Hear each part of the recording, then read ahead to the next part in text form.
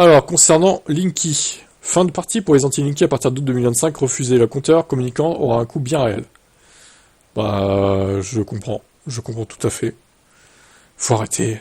J'ai vu dans les commentaires. Linky vous prie de votre liberté.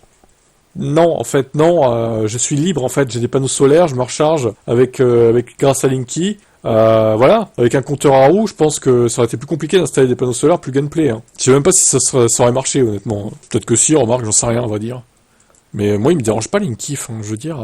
Alors que 37,3 millions de foyers français sont déjà équipés de ce compteur communicant, Enedis prépare son offensive finale pour convertir les 2,1 millions de réfractaires. Il y avait quand même plus de 2 millions de réfractaires. Hein. La Commission de régulation de l'énergie a dévoilé sa stratégie pour 2025, et elle risque de ne pas plaire. À partir du 1er août, le maintien d'un compteur traditionnel aura un coût direct pour les consommateurs.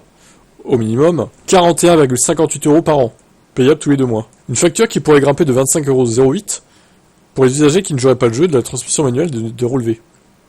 Ça pourrait donc s'élever à 66,66 €, chiffre diabolique, soit une augmentation significative par rapport au système actuel, qui ne facture que 56,88 € aux utilisateurs ne transmettant pas leur consommation. C'est 10 € de plus, quoi, en gros.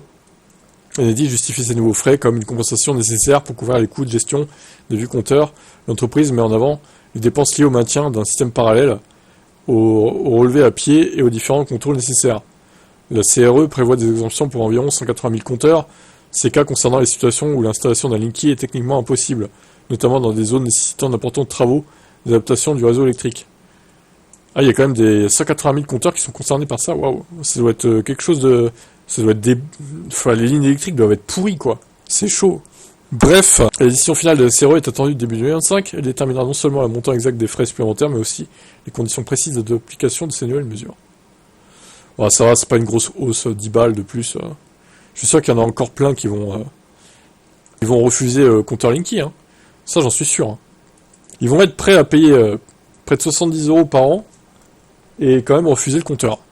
Bon, et on verra ça. Allez, ciao.